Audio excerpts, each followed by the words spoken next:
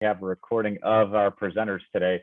But thank you all for joining us. I feel so warm seeing everybody faces again, and getting excited for what we have to come today and into the future. And we'll talk a little bit more when we get to the business meeting today. I wanted to give the floor to Elise for a couple minutes to talk about social media and costumes and everything else. And then we're going to get started on our first presenter, who is Joe Petsick today. So I'm going to give the floor to Elise, and then Elise, you'll give it to Jennifer to introduce Joe. Okay, great. Well, hello, everyone. There are so many faces on here, and I am so excited to see all of you.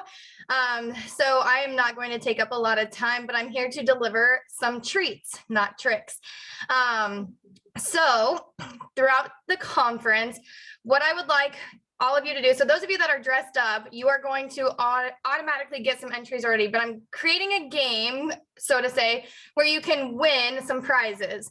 And so to win some tickets to this entry for the game is you can get 5 ticket entries if you are dressed up in some way. And so if you have a costume on, that counts. If you have an econ, so like an econ shirt of some sort, or I know like Amy Lee always has her awesome Janet Yellen button. If you have something like that, you will get some tickets into the drawing for this. And then also there are 2 other ways. So if you make a post at all today and tag the NAEE account in it, I will give you 1 entry. And then if you post on your story, so if you are an avid user on Instagram or Facebook, and you put something to your story about attending the conference, you will get 2 ticket entries, but you have to tag us. And so that way I know that you are engaging. And the reason we're doing that is because we've realized, you know, in social media, you hear me talk about trends and things changing up and down, engagements and whatnot. But right now, story views are pretty much where people see things. People, you know, I might make a post and only 20 people see it, but if there's something on a story, sometimes 300 to 500 could see it. And so that's why it was a little educational part, and why stories are a little bit more for ticket entries. And then on our NAEE network page, there is going to be a fun little game engagement post on there that you can get 1 ticket entry in as well. And then we will be drawing for prizes later on at the end, and we'll contact you for that. So with that being said, I will make sure and be checking throughout the videos to see who has costumes on. If I miss anybody specifically, you know, make sure and let me know, like I was dressed up, but if I don't, reach out to you already. And then I will be looking for tags on the social media pages. And then last but not least, if you do not follow us, I'm going to be putting in the chat the links to follow us on Facebook and on Twitter specifically. And then we have an Instagram account. We just don't use that one as much, but I'll put that in there as well. Elise, I want to know, does Andrew Hill get extra points for having the most NAEE awards behind him during the conference? Hey, you know what? That's a debate, I thought about taking them down from there. That's just the place because they're not on the wall yet. I love it. Hey, show them off while you got them, right? All right. So I am passing it off to Jennifer then, who is going to be helping us kick off the next part of our conference.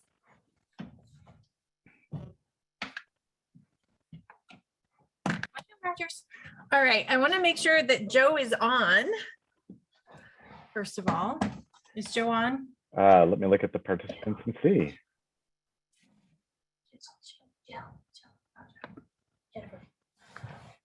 Yes, he is. I'm asking him to unmute right now. Yeah, okay. I'm here. There we go. Awesome. Hey, Joe. All right, so yay, I have the honor of introducing our first speaker for today. So Joe is an executive in residence and assistant professor of practice at the University of Nebraska, Lincoln. He's in the management department. We've worked together on a couple of projects. He's super cool. You're going to enjoy this. So after earning a bachelor's degrees in both economics and finance from our College of Business, he co-founded Proxybid Inc., which is a very successful big ticket item auction site. Think eBay on steroids.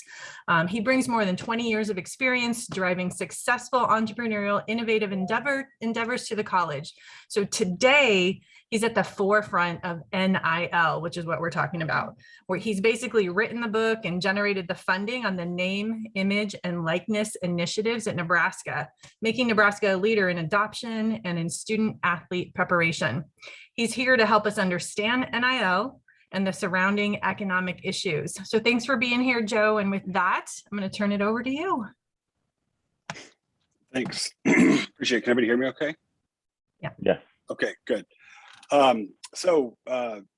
As was mentioned, amongst other things that I'm focused on, name, image, and likeness, which has been something now student athletes have been able to take really advantage of since July of this year, has allowed student athletes to do, in essence, what every other student has had the capacity to do really at any given time, which is earn money off of their name, image, or likeness. Interestingly, this is something that has been kind of, in one way or another behind the scenes, been kind of surfacing, and it was a huge issue that college athletics was aware of. But interestingly, from at least a governing body perspective, and for many even athletic departments, something that was largely ignored almost right up until the moment that it went live. And a lot of it had to do with the fact that there was opposition to a lot of the ideas behind name, image, and likeness. And I think there was a general hope that if they ignored it, it might just go away. But that did not in fact happen. And as mentioned just moments ago, since the middle of this summer, these student athletes have been able to start participating. It's really significant in a couple different ways. First of all, it's allowed these student athletes the capacity to get involved in the monetary and economic components of college athletics. I think if you look back 30, 40, 50 years ago and think about where a lot of public interest in college athletics really started to take shape, I think the cost of attending school and a scholarship was something that many people could say was a pretty fair trade in terms of what the athletes were doing for how they were being, in essence, compensated. But as times evolved and as TV and TV rights have gotten involved, each of these conferences now are making hundreds of millions of dollars a year. The NCAA, in the Power 5 schools alone, are generating billions of dollars a year in revenue, and they're all doing it, in essence, on the backs of these student athletes. So for many people, it's a belief that it was a long time coming. Interestingly, though, as we got closer and closer to July 1, which is when NIL was going to go live, there was an expectation that the NCAA was going to pass a series of guidelines that would restrict the capacity in which the student athletes could perform, in which the athletic departments could participate in helping these student athletes earn money. And due to a Supreme Court ruling on an unrelated case, but on an issue related to student rights and students' capacity to be compensated through educational components, the NCAA decided to wait to see how the Supreme Court would rule, which it didn't issue its ruling until June, the month prior to NIL slated to go live. And in that ruling, it was unique, especially in, I guess, today's day and age, in the fact that the justices ruled 9-0 in favor of the plaintiff, the college athlete, who in fact was suing the NCAA in suggesting that they were restricting their capacity to earn, and they were working, in essence, in the form of antitrust. And beyond the 9-0 ruling, a second justice actually also wrote an opinion that basically told the NCAA that not only were they basically using antitrust tactics, but that if the court were to see them again in any of their former fashion, they were almost telling them they could guarantee how they'd rule, which would be against the NCAA. this required the NCAA to really kind of recoil. And instead of passing regulation, they, in essence, punted and determined that they were going to pass a minimal set of guidelines. And those guidelines basically said that if your state has already passed rules and regulations related to what is permissible, the schools in that state should follow those guidelines. If your state has yet to pass those rules, then your school should just make some up and follow those. And then they did put a limitation on the athletic departments in limiting their, actually restricting their capacity to help the student athletes actually secure any kind of sponsorship deal. So they could not act in any agency form. So where things stand today, as of July 1, it's interesting because it's taken off relatively quickly. There are a few companies out there that have prepared for this and had been in a position to create a set of tools for the athletes to use. One of them is actually a company called Open Doors, which happens to also be based in Lincoln, Nebraska, near the University of Nebraska. And Open Doors had been actually working in the professional sports field, where it was basically creating a marketplace for professional athletes to post a profile that outlined their willingness to participate in certain type of sponsorships and or advertisements leveraging their social media accounts. So when this came live, what we found was most college Open Door started working with several different athletic departments around the country to help bring the educational tools that they had created on board to help these student athletes learn how to use social media better and leverage it. And it started allowing student athletes to post profiles. And on day one of July 1, Open Doors immediately saw deals occurring for sponsorship opportunities for these student athletes. Where things have kind of since advanced in the first 120 or so days is relatively significant. It's interesting because there's really one group too that I don't know if people were thinking when they thought about college athletics. College football and probably men's basketball come to mind for most because they're the two most visible of all the sports. But what was really interesting and what has still proven is that the actual population of athletes that was best positioned to take advantage of this out of the gate were female athletes. And in fact, those female athletes have done incredibly well. And there's really, I think, two predominant reasons as we've seen this unfold as to why those female athletes have been able to really embrace this and probably kind of potentially gain the most since NIL has started. The first is that most of them were in sports that had less visibility than many of their male counterparts in the sports that they were in. So they were already online and using social media as a ways to engage fans and to attract more attention to themselves and their sport. So they had already built up larger, more active social media followings because of this. The second is a little bit more nefarious. As companies started to dip their toe in the water and started thinking about the sponsorship of college athletics, and while they certainly loved the visibility that many of them brought to the table, they also recognized that they were dealing with 18 to 21-year-old athletes. And if they were going to attach their name, their brand to an athlete, there was concern as to what could happen, perhaps when one of these athletes did something bad on a Saturday night.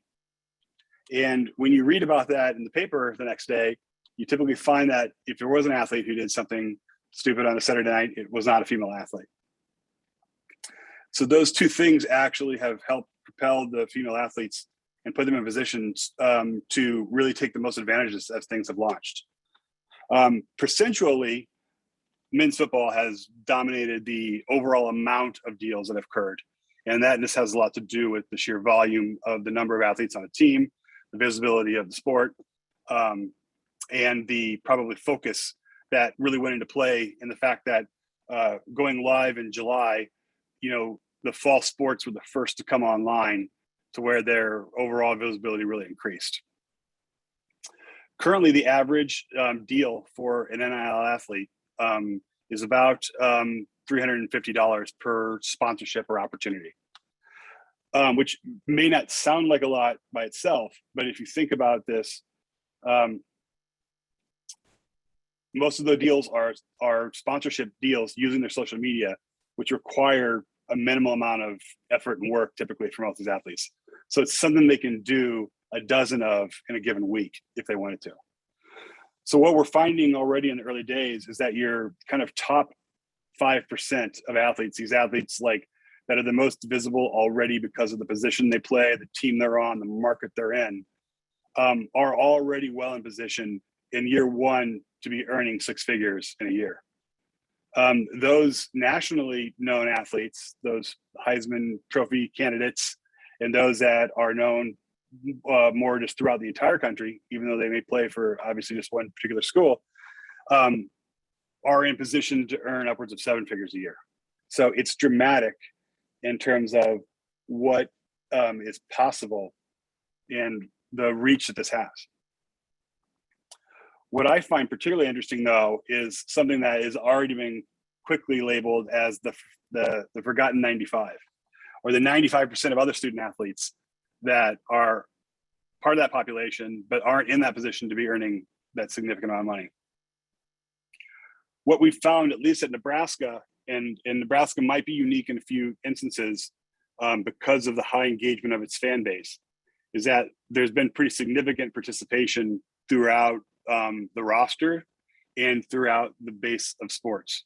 So we're seeing a lot more of these 95%ers getting an opportunity to engage.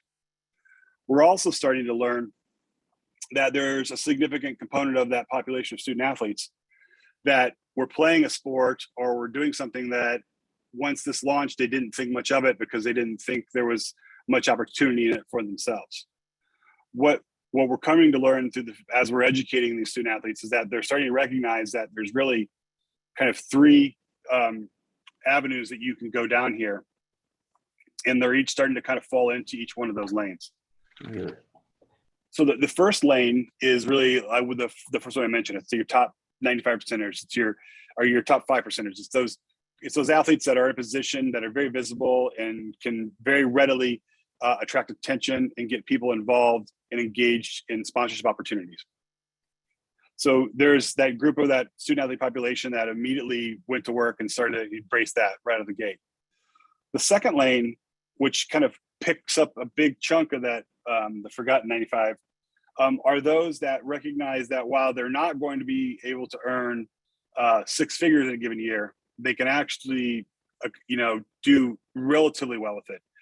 Kind of equate it more to like a side hustle, where maybe they're making a couple $1,000s a month, right, by doing an opportunity here or there, or they're planning to when they return home in the off season to put on a camp or clinic at the high school they're from, where they know that they'll be able to gain attention and attraction of younger athletes that will want to participate.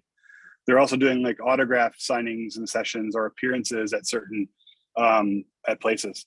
They're also able to participate in a lot of what are called in-kind transactions. So these student athletes might go out one day to eat lunch at a local favorite restaurant, and they might be approached after being recognized by the manager that, hey, if you guys are willing to take a picture of you here eating and post on your social media accounts, lunch is on us.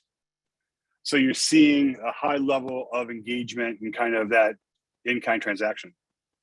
And the third, which is incredibly intriguing to me as an entrepreneur, is that there are student athletes that aren't really interested in NIL as what it relates to how it can put money in their pocket at the moment. They're interested in what it can teach them about entrepreneurship because they're interested in starting a business.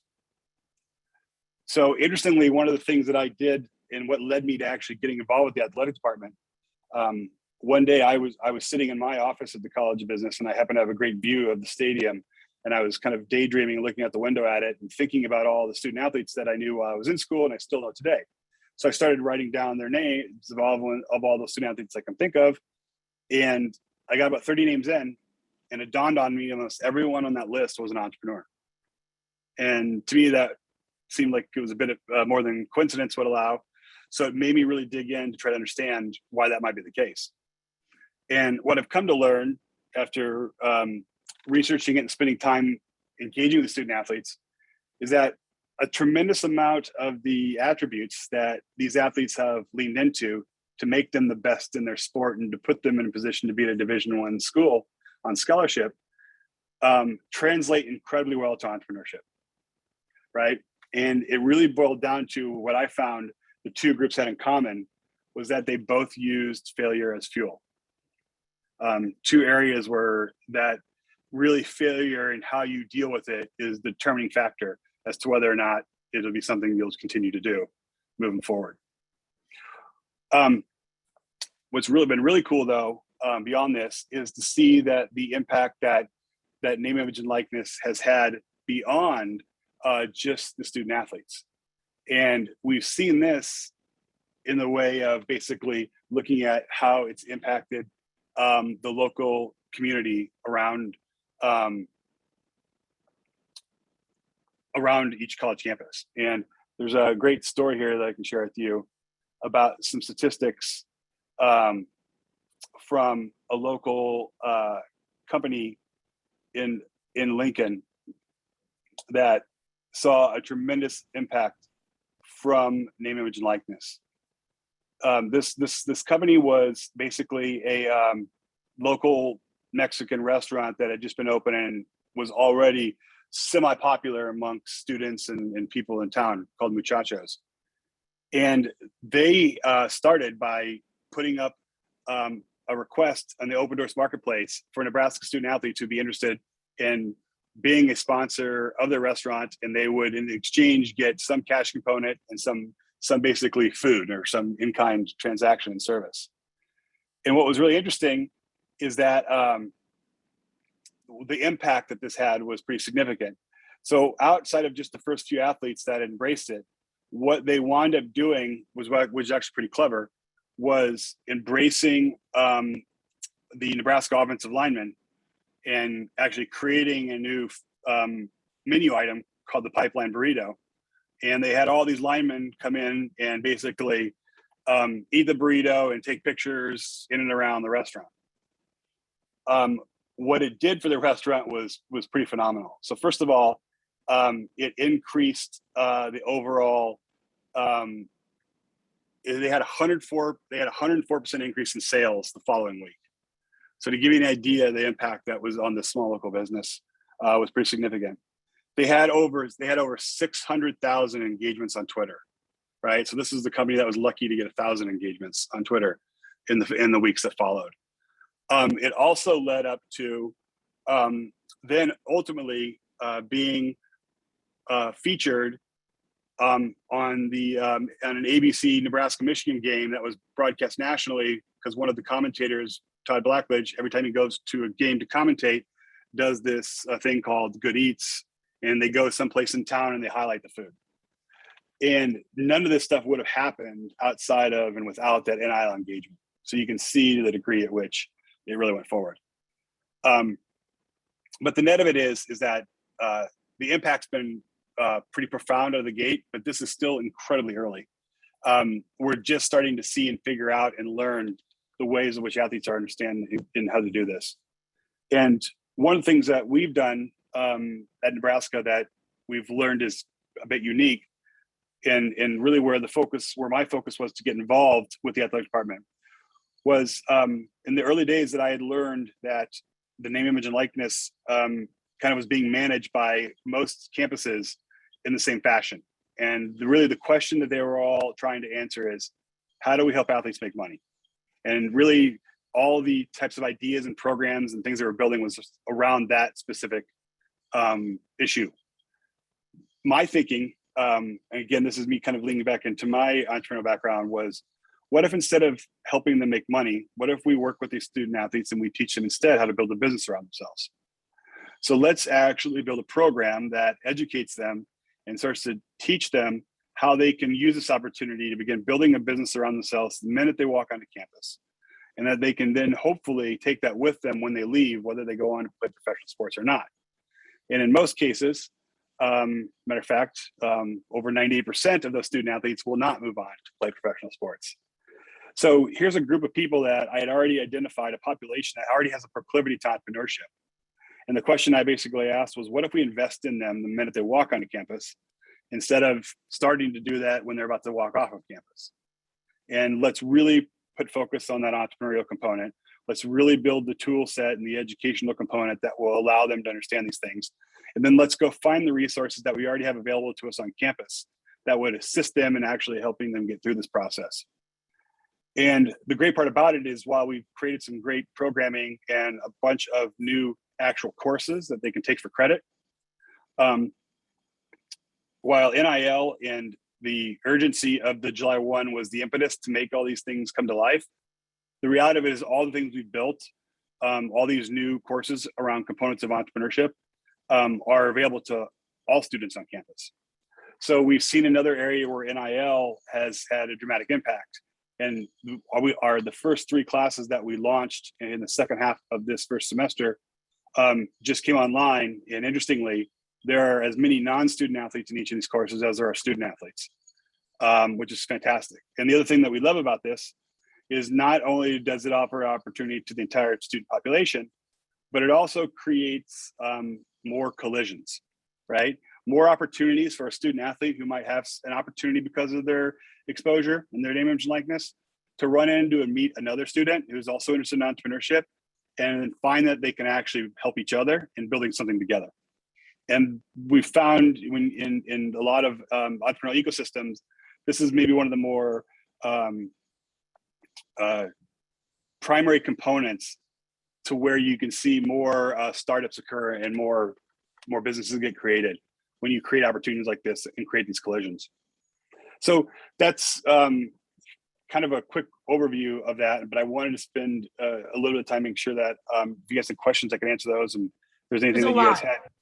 There's a lot of questions in the chat, Joe. Do you want me to read them, or do you want to? What do you want fire me to do? away. Fire away. Okay. Maybe that's easier that way. Is there a limit to how much they can earn from sponsorships? At this time, no. There are people that believe that if they earn X amount of dollars, should they perhaps then forfeit their scholarship because they're earning well more than it actually produces, and or then could that make that scholarship available to somebody else? So there is some discussion around things like that. There's some of the actual people in Congress are contemplating that question right now as well, because there's a high possibility that there will be some kind of ultimate federal legislation that comes out to kind of even the playing field across the entire country. This is kind of just a funny comment. Can you imagine the dorm parties this will produce?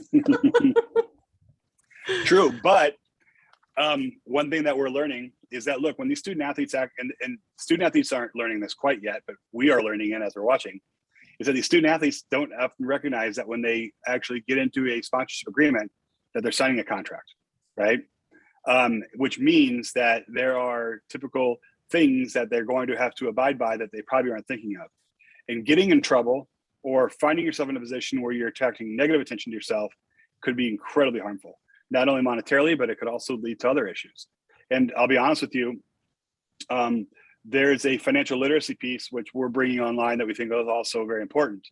I've jokingly said that we should name this class. Just because you earn $1,000 doesn't mean you can spend $1,000. And the reality of it is that a lot of these student athletes, especially those that come from underserved communities, weren't coming into this with a breadth of knowledge of how to manage this stuff in their personal lives, let alone in a business sense. So one of the things that could be most detrimental to potential eligibility moving forward could be related to some kind of financial or tax related issue that the student athletes get themselves in trouble with. Yes. And we're working on that. I'm super excited about it. Actually, it's really important. Okay. How does NIL impact the NCAA commercializing the players via EA sports games and such? I'm sorry, I don't know what EA is. Yeah, so EA sports games, they used to make a very popular game of college football where they couldn't use the athletes' names, but they had a really similar likeness when you looked at each of these student athletes and they wore the same number on their jersey. Ultimately, that was challenged. There was a lawsuit that suggested that they were being taken advantage of, and the student athlete that sued them I believe it turned into a class action suit. They won it. So EA Sports stopped making the game. There are things in motion to do what they call this group licensing component. It would allow for EA Sports to once again license the name, image, likeness of the entire team, for instance, so they could all have their names and their images being represented in these games. They would all then, in essence, profit to some degree as a group. So expect it to come back, I guess is what I'm saying. If you're a fan, you should be able to probably play EA Sports college football again in the next year or two. Okay, what does this mean in terms of profit sharing by institutions of higher learning and the players? That's really interesting because there's two trains of thought on this. You'll see some conferences in particular, the SEC is said to be interested in more of a pay-to-play type of model that would mimic the NFL, where all these athletes are being paid and would be earning some type of ongoing consistent salary.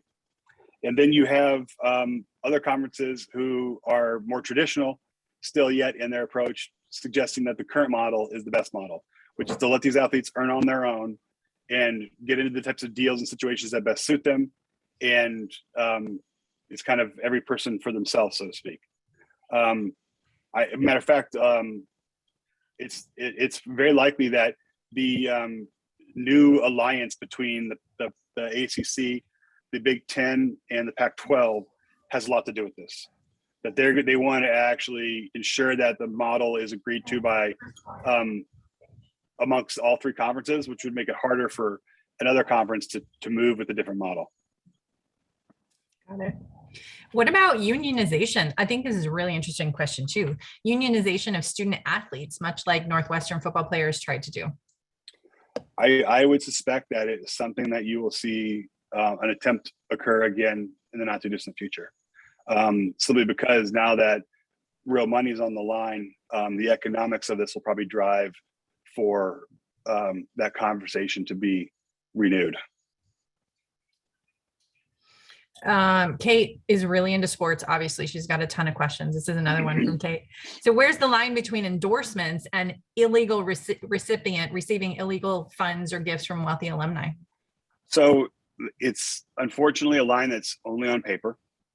One of the things the NCAA did come down with, the few rule regulations they handed out, was that you could not have boosters pay for athletes to attend a school.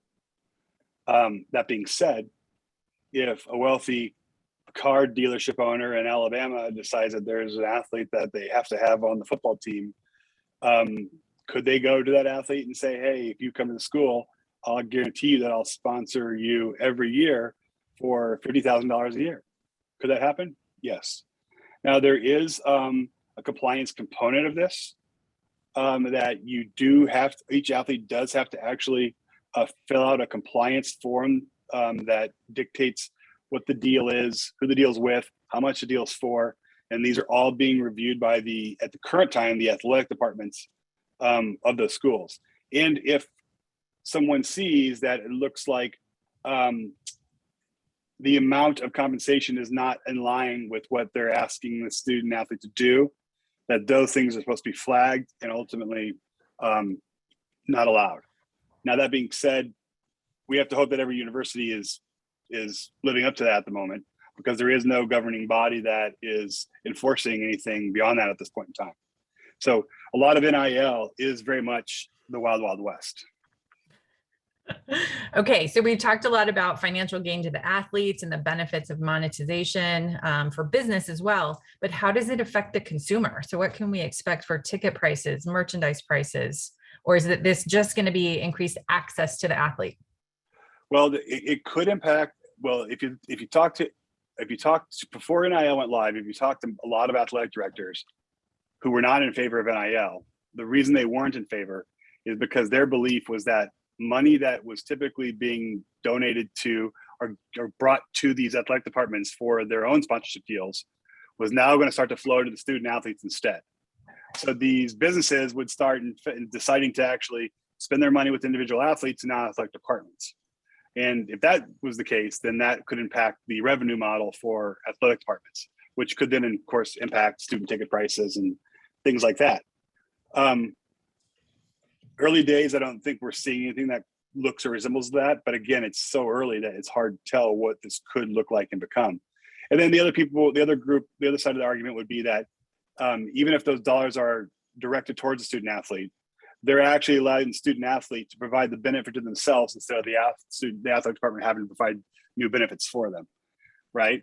But the net of it, in all seriousness, is that name, image, and likeness is the new facilities war in college football. It will likely be one of the largest, if not the largest, determining factor for student athlete is where they decide to go to school. It is what type of opportunity is available to them during their years of eligibility that will give them the chance to earn the most money. Knowing that, again, most of them, over 98.5% of them, will not move on to play professionally, right? So those 4 and 5 years of eligibility become really important and critical. And you're already seeing it start to make an impact on recruiting.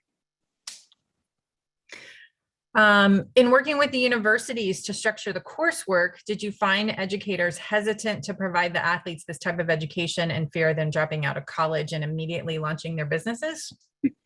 No, matter of fact, we found the exact opposite. We found enthusiasm around the engagement. One was, again, because of the recognition that we were actually now working directly with the population that already had a proclivity to hopefully go on to build something later. And now we get to engage them directly at a time that now everyone is aware that that's where the likely outcome is. But the other was that everyone began to quickly recognize is that one thing the NCAA doesn't allow you to do is create courses specifically designed for only student athletes, right? There's been stories that have surfaced even now that just recently that where universities got in trouble because they were creating a class that the entire class was filled with student athletes. There's actually a limitation of how many student athletes can be in certain classes. This was great because there was recognition that these classes would now also likely bring opportunities to new student athletes. But what we're finding is now we're getting a new level of engagement from the athletic department, who's more interested in how the athletic department can contribute to the campus, right? And help these things actually grow so that there's more opportunities for these student athletes. There's still a lot of questions. We have 5 minutes. Okay. Do you think these benefits could become retroactive, like Reggie Bush suing the NCAA to regain his Heisman and eligibility? Well, there's been a lot of conversation about that. Whether or not they become retroactive is probably less likely to happen, but I think it's going to be more likely to make someone have a more be maybe a little more compassionate when they're thinking about this now. And Reggie Bush and those people are appealing stuff that impacted them, is maybe you'll see more compassion and suggestion. Okay, it's not that big of a deal because of the fact that all athletes can do that now. But I don't know if you'll see it actually go retroactive in any official capacity. Any concern about the tax consequences associated with all of these in-kind transfers you're talking about? Yeah, a big concern. And again, a lot of it is because a lot of these opportunities are often spur of the moment, right? They're not pre-planned. The things that come up and they happen. And if that student athlete doesn't remember to go back and fill out the compliance form, or they don't think about that, the fact that they're getting a bunch of publicity that someone decides to take a closer look at them, could that absolutely happen? Without a doubt. It's the area where we need to spend the most energy educating the student athletes as to the consequences that could come along if they're not paying attention to anything related to taxes, or any other kind of potential regulation, right? Because at this point, each state has its own laws. In fact, there was a story in Texas where the way that the law in Texas was written is Texas does not allow high school athletes to participate in NIL activities. And a quarterback who was the number one quarterback recruit in the country to Ohio State actually left high school early to go to Ohio State because he was being brought opportunities and offers of significant amount of money that he could not take while in high school. So he left early. Crazy, crazy, crazy. Mhm. What impact do you see with Rattler and DJ going from Heisman candidates to benched on NIL in the future? They were very well endorsed pretty much immediately. Can you see it having a chilling effect? Absolutely. I think you're going to find that some brands are going to want to really only ride the hot athlete, and put their time and energy into those that have the most visibility and stuff. I will tell you though,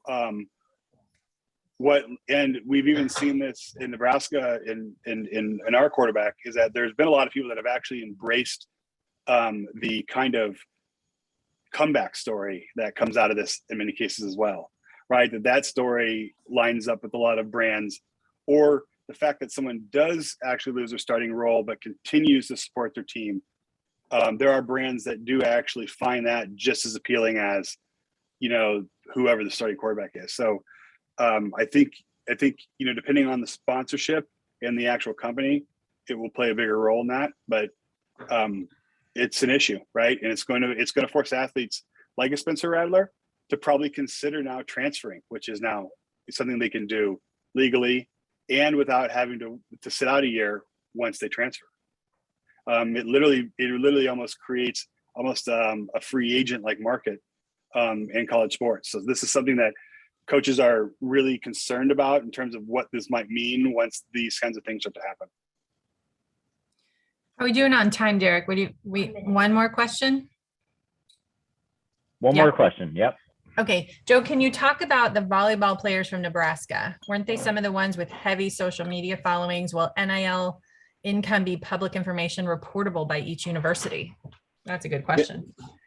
Yeah, so the volleyball team in Nebraska is in incredible position in terms of their opportunity. Matter of fact, prior to July 1, Open Doors was doing measurements at each university as to which student athletes had the highest likelihood of earning the most money. And at the University of Nebraska, it actually was not the starting quarterback where it is at most schools. It was a volleyball player, Lexi's son.